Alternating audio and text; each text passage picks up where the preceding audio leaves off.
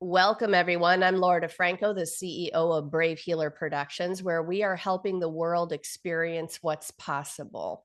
And here today to help me with that mission are some of the amazing authors of a new book that we have coming out. This one is called The Ultimate Guide to Leaving Your Legacy: 22 Powerful Lessons on Leading as a Soul Professional. Before I introduce these amazing authors to you, a huge thank you is due to Camille Miller. Camille is the founder of the Natural Life Business Partnership, and she trademarked that term soul professional. You're going to hear a little bit more about what that means today.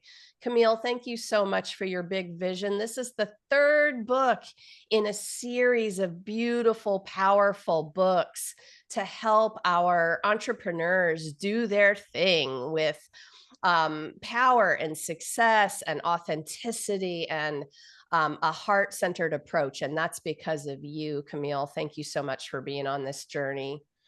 So let me tell you who I have here today. Claudia Haller is a board-certified health and wellness coach, certified Havening practitioner, helping you thrive with ADHD.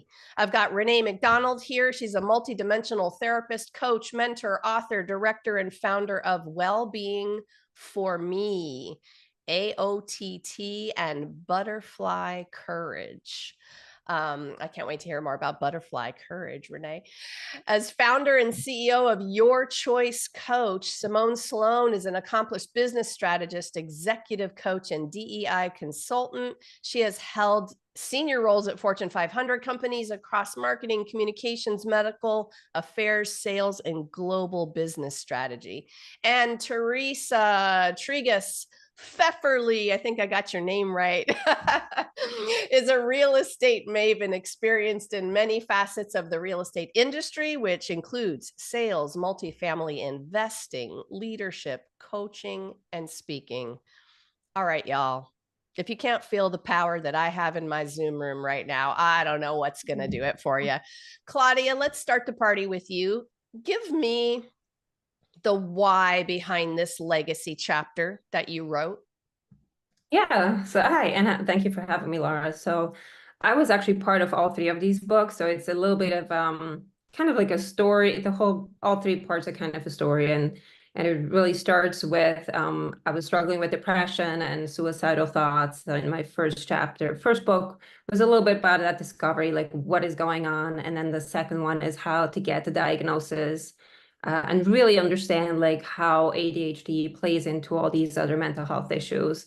And so this one really, my last, I think, contribution here is starts a little bit on a lighter note, like how does ADHD play out? Like a simple thing is it's just, going shopping. But the main idea is really to embrace a diagnosis later in life and then to own it and to thrive with it and to also kind of see the challenges we have, but also the gifts and talents that we bring to the table. And so for me, it's really just like, let's thrive with ADHD when you're diagnosed later in life. So that's exactly what my chapter is called. It's number 16, Life Unchained, Thriving when Diagnosed with ADHD later in life. I've been hearing so much more about this diagnosis. And I guess what surprised me the most is I'm hearing about it from very high functioning, later in life adults. And sometimes you don't really think about that. Maybe we think about kids more getting this diagnosis, but I would imagine that it's going to mean something a little different for an adult who's just discovering this is what's going on. What do you want to tell people about that?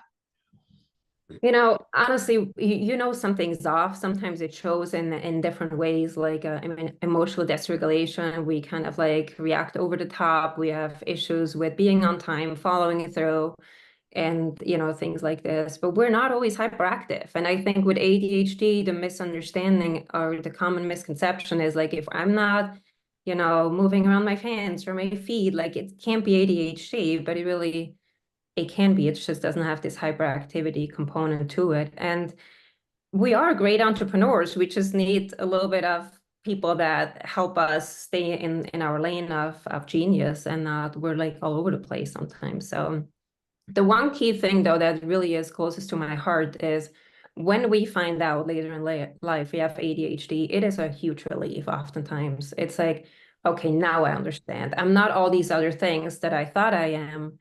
But then there's always this time, and I experienced this myself and with my clients too. There's a it's quickly followed by like this dark cloud and wave of resentment. Like, what could have my life been had I known earlier?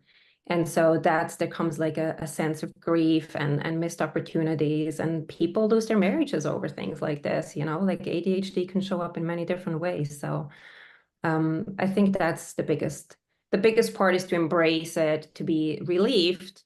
But then there's this grieving period too. What could have been? Like now I'm 50 years old, 40 years old. Like who would I have been had I known earlier what I'm dealing with?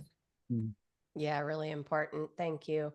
I'm interested in hearing these tidbits about it, because I think the report that I have heard is huge relief, a lot of relief, because now maybe a strategy could be put in place or tools could be used. And so I like that. I can feel that relief, for that people feel right up here around their heart, especially after living a lifetime with the struggles.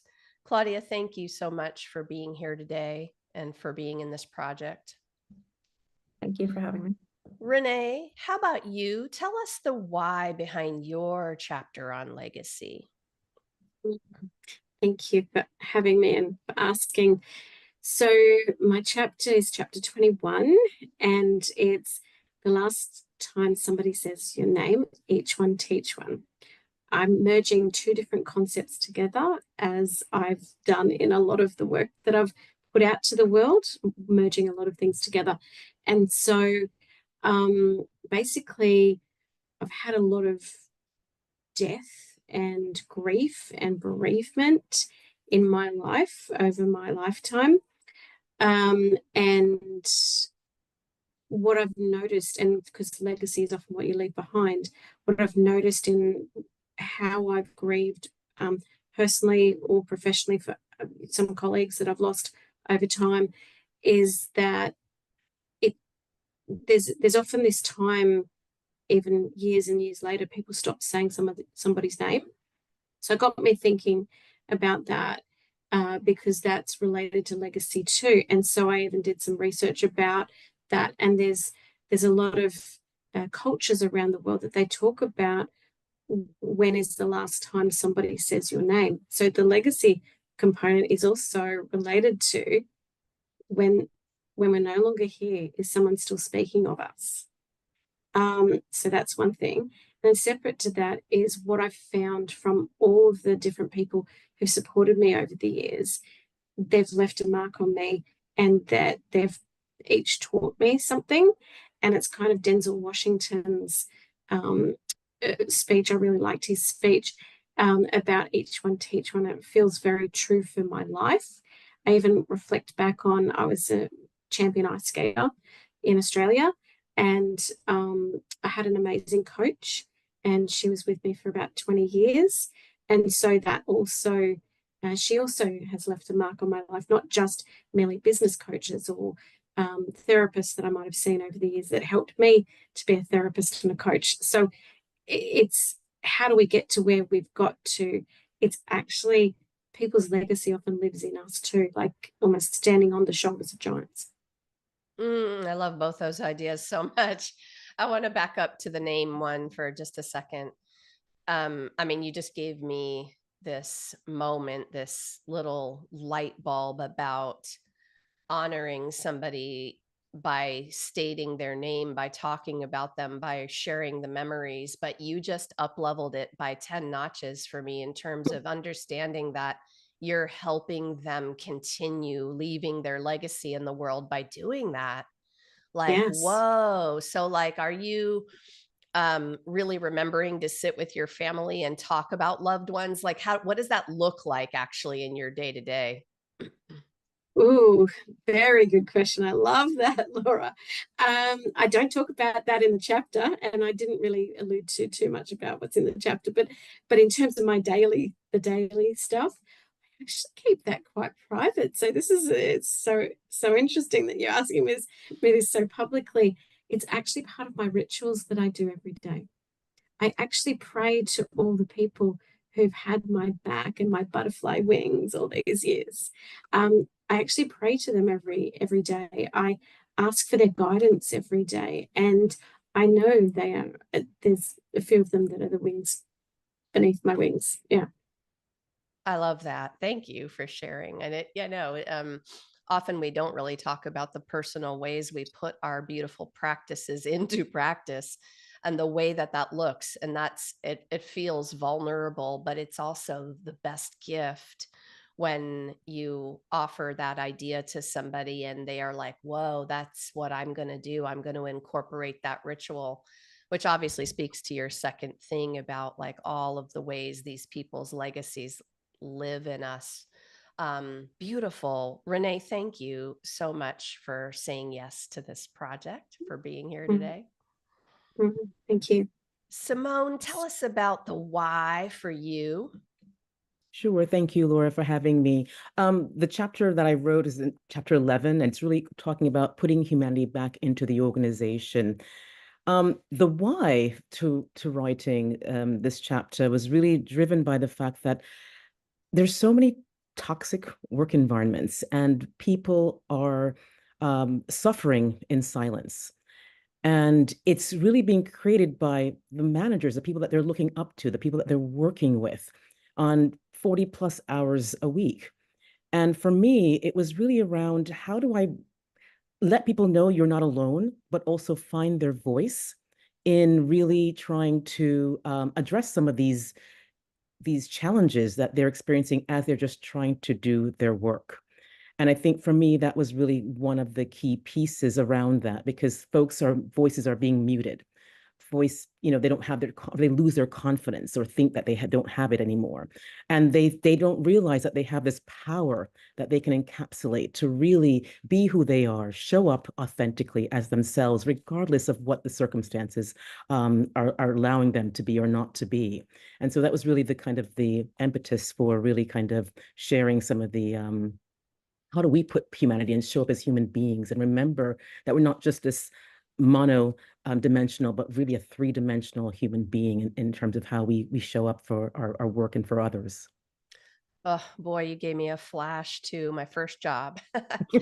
And I was a physical therapist for a big hospital. And you just made me realize like how I felt was, oh, you don't have a voice.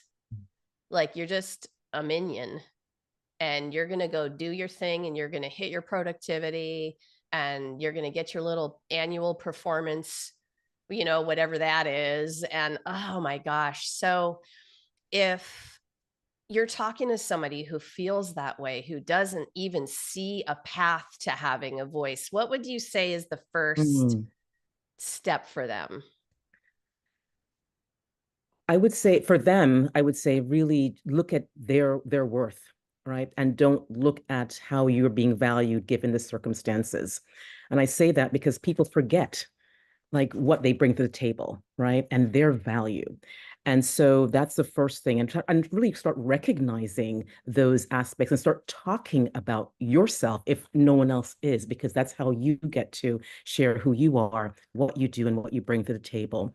I remember speaking to someone where we, for 5 minutes, kind of unpacked some of their value of what they had in terms of their past work experiences that they were not bringing into their current because it wasn't being valued. And just by recognizing, acknowledging those things, right, that person felt not only validated, but just even more empowered to really want to speak up more and really share their 360 of who they are versus this one dimensional. So I just say to start honoring and really recognizing your value. That is so foundational. I love that topic. It's such a life changer, no matter what environment you're in. Could be any kind of environment, could be personal relationship or boss relationship or whatever. Simone, thank you so much for saying yes to this and for your beautiful chapter. Thank you. All right, Teresa, tell us everything. What's your why? That's a loaded question, Laura. Well, my name is Teresa Trigas-Pfefferle. Thank you so much for having me. I wrote chapter 22, which is titled Asking the Right Questions and Listening for the Answers. And what's interesting about the why on this chapter is I didn't start out writing what it ended up being, right? I had already formulated something else in my mind. And as I started the writing process, almost was like a cathartic experience where I felt like God was channeling a message to me in the words that I wrote on the page. And so I would have to say the why is realizing how much of our legacy, because right, this is about legacy, how much of our legacy is us, who we are, and the energy, like our energy and what we bring to the people around us versus what we do for the people we come in contact with, right? Like I think I had a disconnect of believing that who I was what I did. And so the why of the chapter is really, you know, you always say, you hear that saying in life, if you want different results, you have to ask different questions. And so it's asking different questions, but it's actually listening to hear what the answer is instead of barreling through it as if, you know, you're nothing more than a to-do list. Okay, I'm going to play with you for a minute, Teresa. Yeah. So like here I am, and I just got this best job that I have wanted my whole time. And man, this defines me because this is it. Like, this is why I was born, right? Yeah. So help me with, you know, Laura, that's not who you are. And how else am I going to leave my legacy? Just give me one personal example so that our listeners can understand. Yeah, so I realized that a personal example would be the people, your children, your family, your spouse, your significant other. They're not going to remember when you're gone. They're not going to remember the fact that you were the CEO of ABC, whatever. They're going to remember the moments that you had playing cards together or going on a walk together or sharing just a shared experience, whether that's having dinner, having a vacation, you know, telling stories. It's those little moments that we overlook and forget that that's kind of who we share, the essence of who we are with the people that we love, which I think, you know, so it kind of twinges a little bit on what Renee talks about with the people that have touched her life and who are no longer there, right? Yeah. Yeah. Such a wonderful reminder for people to kind of take a breath and understand the bigger picture of legacy. I love it, Teresa. Thank you. Thank you so much for being here to share. So you guys, Camille has this term, soul professional. I love this term that she uses for the people in her community and the people who are doing different business differently. I want to hear what it means to you. Renee, you're first on this one. What does being a soul professional mean to you? This is such an interesting question. I don't know if Camille's told you this, but I have a trademark myself, heart and soul movement. And so the first time Camille and I actually had a conversation, she's like, "What? You mean over the other side of the world, you're doing similar things to me?" And I said, "Yeah." So, so being a soul professional, that's what I'm all about. I guess I try to work in such a way, both in my therapeutic practice, in the coaching I do for people, helping their businesses rise in a similar way to what Camille does, but here in Oz and throughout the world, in such a way where people are living a more full life. That's my aim, to help people break out of their own skin, challenge them to do better, help them to realize they're not just their body, they're like mind, body, spirit, heart, soul, and all aspects of themselves to kind of embody their true essence and express themselves in the world in the way that they wish to, rather than what other people tell them to do. I love the way that you kicked that question off. I was curious to hear all of your versions. And it's one of the beauties of a collaborative book on a topic too, because we need all of your very unique voices and the ways that you talk about these topics. Simone, for you being a soul professional, what does that mean? Sure. For me, it's around, and kind of what Renee touched on a little bit too, around the mind, the body, and you, and how we are all connected. It's not this similar things, but it's really more integrated process. Whereas I used to be working corporate, very highly transactional, right? Your emotional intelligence goes all the way down because you're always focused on trying to get results, and you're knocking down bodies and leaving things behind. And really and truly, for me, being the soul professional, it's around the being. How do I show up? And also in terms of how are people experiencing me when they're engaging, communicating, playing, right? And from that perspective. And so for me, that's what it means to be like a soul professional. It's just not being, it's about the being and who we are as humans and how we show up for the work that we do and for others. You know, what you just said about emotional intelligence going in the wrong direction was like, yeah, whoa. Like, I mean, that's the thing. We should all want to go the other direction when we're talking about caring about people, right? And their path. Thank you, Simone. Thank you. Teresa, what about you? What do you want to add? What's it mean to you to be a soul professional? Well, similar to what Simone said, being in the real estate world can lend itself to being extremely transactional, and it can lend itself to people becoming very egocentric, when the reality is, at the end of the day, what's the most important is not me. It's my clients. It's my client's outcome. It's the agents that work for me, what they're trying to do in their lives, support their families, right? So for me, being aligned with a soul professional makes me feel like I'm in my body and I'm feeling what I need to feel to provide those outcomes for people. And I have brought that to my, I learned, I've been doing this for 23 years. It's blood, sweat, and tears, and a lot of like walks alone, crying to get to a place where I felt like I could be who I was I felt like an alien at times in an environment. I see Simone shaking her head, you feel like you're an alien, like the people around you don't feel.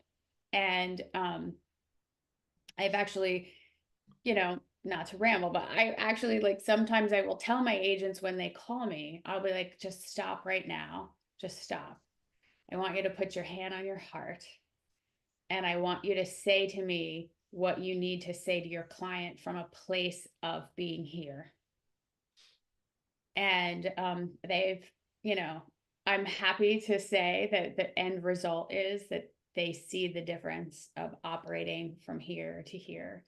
So it makes me smile and makes me feel good about being aligned in a soul professional environment.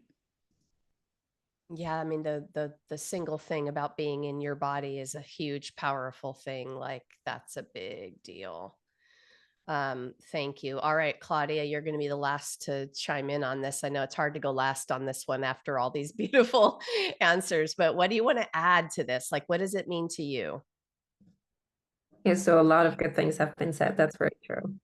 For me, I think once I got into this business of coaching, it was very quickly like, how am I making this profitable? And then that business mind starts to take over, like much, probably all of us, we're in a career where it's like executing tasks and achieving goals and all of this. And I think learning about soul professionals and meeting Camille, it was, I think at some point she used also the term soul aligned or something. And I really felt like that freedom of, I get to work with people that are good matches for me. So it really took that pressure off. And I was more, I think it totally traded judgment in any kind of sales calls or discovery calls for just curiosity. Are we a match? Do I really feel like I can help this person? And if not, it wasn't a failure. It was just like, I think somebody else could help you more. And it wasn't about me anymore, really. So it was about, are we a good match? Can I help you? And then the person felt, yes, we're a good match. And I felt we're a good match, or we were not. And then I felt that was okay. And it wasn't a failure. So I think it really gives us a space to be aligned with who we are. And that's okay. It's enough. Oh my gosh, these are such powerful answers to this question. And I really asked it for Camille, so I hope she's smiling. All right, Simone, I got a big one, but a powerful one. What's the most important thing you want people to know about leaving their legacy in the world? Unmute, girl, unmute. Awesome, thanks. Your legacy is not about, and kind of what Teresa said earlier, it's not about what you do, right? Because when I think about it, when this book opportunity came to me, my mom was in the hospital and undergoing like some surgery. And Camille called me as she's lying on the bed. And I said, Mom, should I do this? She's like, absolutely, do this. And so when Thanks, I think Mom. so when I think about this book, it was really for her, because if she didn't push me, because I was going to not be part of this, right? And actually going through this process, and I think the first thing you said is be vulnerable, be open, share something that's meaningful that people can connect to. And I think that's really part of what the legacy is about. How did people connect with you during your journey? And what did you leave with them, and the ripple effects that you had positively that impacted their lives? So that's to me what that legacy means, and leaving it. I love it. Thank you, Simone. You guys remember, you're going to be able to connect with all of our authors. I've got ways for you to connect. I'm going to say more about that in a few minutes. Thank you, Simone. So, Teresa, what's the most important thing you want people to know about leaving their legacy? What's so funny, because I feel like all of us are aligned in what we're saying, right? I feel like we're all saying the same thing in a different way and in a different, maybe a different vein or application, but it's still the same message, which is so absolutely beautiful that I feel them, we're all connected and we're all getting the same message. And so for me, the most important thing is you are more than your to-do list, right? Your legacy is who you are. Like the birds and the flowers, like they get to just be and enjoy the sun that God brings every day and enjoy the rain. And we need to do a little bit more of that. And that's our legacy, right? Like our legacy is how we make people feel and the moments that we create with them that they can take with them when we're gone. Love it. Thank you. All right, Claudia, how about you? What's that thing you want people to know about this? I have to tell you quick that I'm just looking at that quote I put at the end of my chapter, which is really exactly what we were saying, all of us is, I've learned that people will forget what you said, people will forget what you did, but people will never forget how you made them feel. And that's by Maya Angelou. Angelou, yes, one of my favorites. So I wasn't planning on saying this actually, but I just felt this came kind of to me listening to all of you. I have, and I would think that all of us have like this desire to grow and to learn and to become just a better version of ourselves. And I think what I've seen now with my kids are now all out of the house, and I think my message would be, you are enough. All of us are enough. Growing and becoming a better version shouldn't be pressure to become something and then we matter. But it should be out of curiosity and just joy, but with that deep knowing that who we are, we're enough. And I think that sometimes goes a little bit forgotten. I think with that drive of learning, growing, and exploring, that there's a difference, I want to say, between doing it under pressure because we feel like we're enough once we have accomplished that, or if we do it out of curiosity and with joy, and actually maybe just enjoying the journey versus just running after an outcome, I guess, is probably what I would have wanted to say. Yes, very nice, really powerful, really foundational idea for basic worthiness. Like, you were born, so you're worthy, y'all. That would be my short version. Renee, how about you? Tell me like what that thing is that you want people to know about leaving their legacy. I feel like it's going to be slightly different to what some of the ladies have said.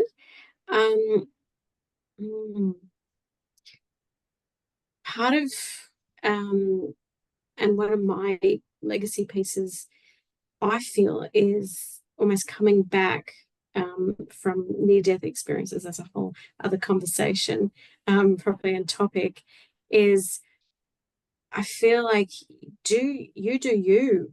Everybody needs to do them.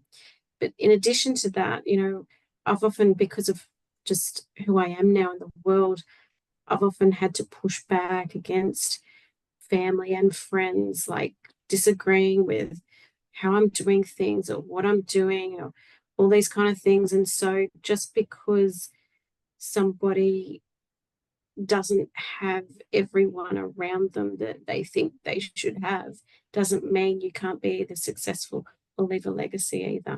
So I actually I feel like I want to talk to the people who feel like they might have no one, or who might be alone, or have struggles or what have you. You can still leave a legacy and you can still leave a lasting positive impact, regardless of whatever you're going through or have been through. I love that message. Thank you for adding that. That's really important. You're giving me a little flash to a conversation I had over the weekend about a guy, and I don't know his inner circle situation, but he has this channel called Sitting with Dogs, and he goes to the shelters and he sits with dogs. That's who he helps. Like, that's, his legacy is the love of these abused creatures, right? And so that's not a human, right? And so your legacy can be so many different things. And I'm glad that you mentioned it doesn't have to only be that you have that inner circle of people. I like that message, Renee. I also want to say to everybody listening, you are not alone. And I think our community here will help you feel connected, right? This is so much more than a book. I have a thank you to all of you about not just about saying yes to this project, but I gave you this challenge of putting your heart and soul on the page in that story, and you did it. And you're all so brilliant for that courage that you had to tell that story. And then our authors are stepping up, you guys, in this second piece to give you an actual experience, a practice, something like a tool that you can actually use from the book. And they're all such expert master teachers and coaches. Get ready for this gift. It is a big deal to me. I have one last question for all of you. So Teresa, you're first on this one. Living this life that leaves a positive legacy in the world is sometimes broken down for me in the smallest moments of success. And you all have been talking about this already, so this is brilliant. But success is defined very differently for each of us. Give us an idea of one of the small moments of success in your day. What do you pay attention to? Sometimes a small moment of success is when you're checking out at the grocery store, someone recognizes, like you have a moment with someone where your smile entices them to take a moment of relaxation. They breathe in, they smile back with you. You know what I mean? I do. That's like, for me, that's success, because your smile is your trademark. You know, and in the business world, it could just be that moment where you take the time to give people what they need and have them do something similar, but it's like that, it's that breath. It's that, like, I'm not alone. Someone's helped me through this and I feel better. Could y'all like envision the scene in the supermarket, right? In the grocery store. And you're just, this is so lovely because, like, you know, a person goes home and they're having a conversation and it goes something like, that guy who smiled at me in the grocery store made my whole day, right? Like, so you can just feel the high vibes of that small moment and it ripples, which is what's so powerful about this. Okay, Claudia, how about you? So when you break it down into one of the smallest moments of success for yourself, what's an example of how that looks? This is actually a tough question, but I would have to say to just slow down. So we moved, we're in Switzerland right now, and we're living literally, I can see the mountains in front of me. And for me to get up and not do, but actually just look at the mountain, and every day I feel like, in a way, so small, but also so like, I feel like the mountains have been here all the time, and they survived everything, and they give me such power every day and so much peace.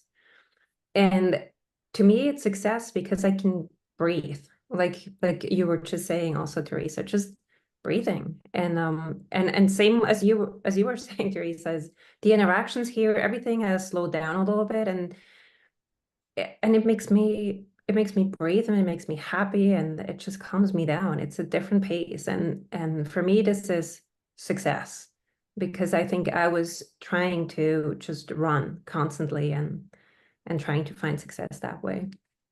Yes, slowing down is definitely success. I'm returning from a trip to Peru where I had a whole nother idea of mountains. say similar, like, whoa, this is a mountain, you know. But for our practices in the morning, it was just gazing at that sunrise and having the gratitude to feel that warmth and light on your face. And I have made it a point to slow down more. Wow, that does feel like a mini success when I can manage to remember to do it and then feel it, and then it starts your whole day. Renee, how about you? What's that small moment for you?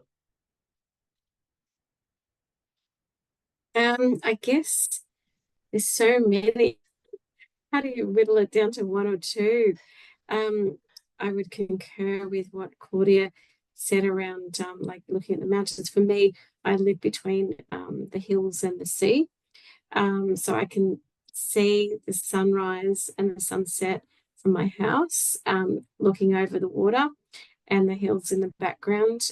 That's also one success. But I guess also success is when somebody refers someone to me and I get told that a certain someone said, you need to see Renee because she will help you with X, Y, Z.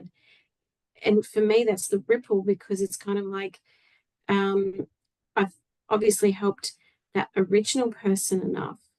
I think we forget about, with all the social media and internet of things, the ripple effect of the word of mouth of that spread, that I obviously did a really good job with that first person, that they're willing to tell someone else, and that someone else is then willing to kind of contact me. So I think there's that. And then, you know, my kids, seeing them smile, seeing them achieve things. The last year has been incredibly difficult for me personally, but I guess on the back of that, to see my daughter coming back to health, that's success too. So there's so many things that can be success. That I'm going to back up to that second one, trust. Wow, trust isn't a small success. Trust is a big potatoes thing to me, and that word of mouth referral is so beautiful. It just is. There's a deeper meaning to that. I love all the things you said. You immediately made me think of my kids laughing, which was the best. It's the best. It's like, oh, it hits the mom heart bone, and you're like, all right, I think I did something right. You know? Yeah. Oh my gosh. Awesome. Okay. Ladies, thank you. And thank you to Simone also, who had to ditch out of here just a little bit early today. You guys, please remember that if you heard something that is resonating with you today, maybe gave you the goosebumps, you know, maybe you need support. Maybe you want to carry on the conversation, ask a question. Well, this is way more than a book. It is a generous community of soul professionals who are practicing at that other level of the things you heard about today, being in their body, being present, practicing the awareness, practicing holding that safe space for you to take that next step. These are amazing people that I am constantly honored to be around. So drop down into the notes below this video, because they're all hooked up with their websites. They're up to crazy, amazing things in the world, just beyond, right? So explore, go click on the sites, go reach out on social, make a new friend, right? Carry on this amazing conversation about legacy. And authors, thank you so much for what you do in the world. Thanks for being here today to share it with everyone. Thanks, ladies. Thank you for having us. Thank you for having us. Thank you so much. Thank you. So to the listeners, again, join us for the book launch party. We're going to have a Zoom party September 20th at 10 a.m. Eastern. I'm going to gather with all of the co-authors of The Ultimate Guide to Leaving Your Legacy. We're going to be doing some fun giveaways. The info is down below about that. And if you happen to be listening to this interview anytime after that date, we happen to be recording the day before the big book launch. So you're about to be able to go over to Amazon and pick up your copy of The Ultimate Guide to Leaving Your Legacy. We hope you do that. Lastly, today, everyone, remember, your words change the world when you're brave enough to share them. So it is time to be brave. See you next time, everyone.